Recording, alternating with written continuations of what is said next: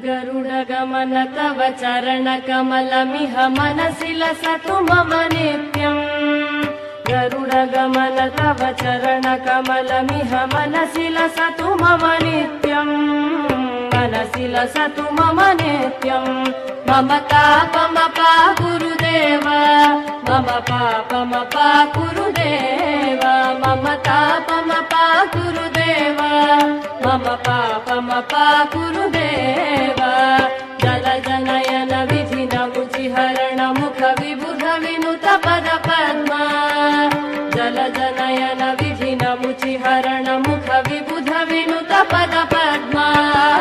विबुध विनुत पद पद्मा मम तापमपा गुरुदेव